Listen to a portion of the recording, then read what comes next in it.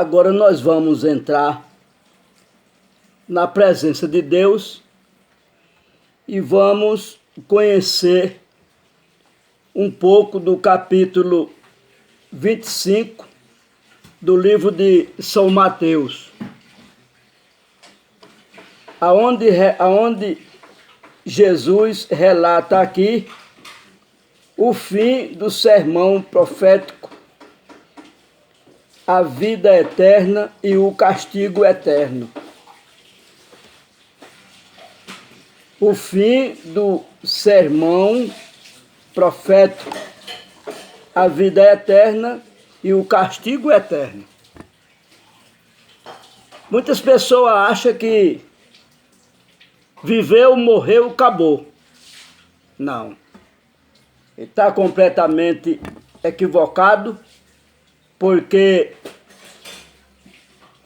Deus tem propósito hoje com todos os povos da terra. Quando Jesus veio como nosso Salvador e se submeteu ao que foi-lhe posto, a morte de cruz, que faz 2020 anos, fazem 2020 anos, era de Cristo. A coisa mudou. Quando Deus deu aquele propósito para Adão, então agora viesse do pó e do pó voltará. Ali foi uma decisão de Deus sobre a rebeldia de Adão, por ter comido o fruto proibido.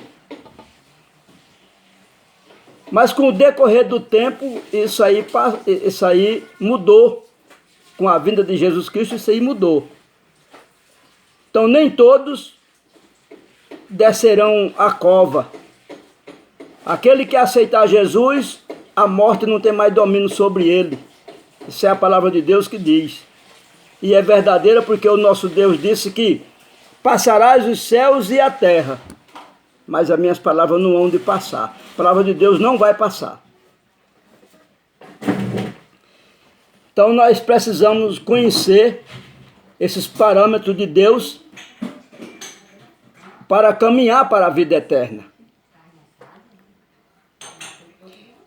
E agora tem vida eterna, tem perdição total e tem sofrimento eterno. Porque senão não estava dizendo aqui, o fim do sermão profético, a vida eterna e o castigo eterno. Tem castigo eterno, fogo eterno.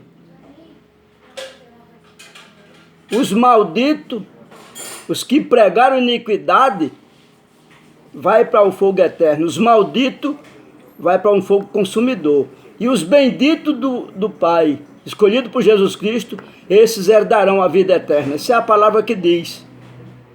E se você analisar aqui, Mateus 25, 31, você vai deparar com toda a vontade de Deus, regulamentos, estatuto, e você vai caminhar dentro dessa palavra para a vida eterna. É só acreditar, é só crer. Aquilo que Jesus falou para Tomé. Tomé, seja crente e não incrédulo. Só herdará o reino de Deus os crentes, os que acreditam em toda a promessa de Deus. Só os que crê. Eu não estou falando de evangélico, eu estou falando de quem crê é crente. O povo do candomblé crê. Eles são crentes na versão dele. O católico é crente, ele crê no ensinamento deles. Agora, Jesus mandou que seja crente e não incrédulo. O crente é aquele que acredita em toda a promessa de Deus, em toda a palavra de Deus e obedece a Deus, né? Crença é uma coisa, obediência é outra, e evangélico é outro departamento.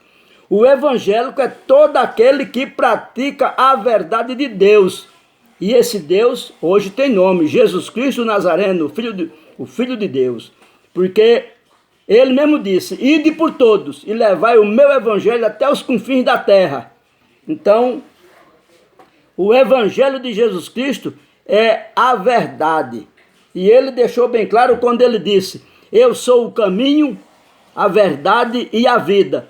E ninguém vem ao Pai senão por mim. Então não procure outro Deus para você se dar bem na vida, ser salvo, ser bem-aventurado. Se não for Jesus, você não vai ter boa-aventurança, você não vai ter nada na vida.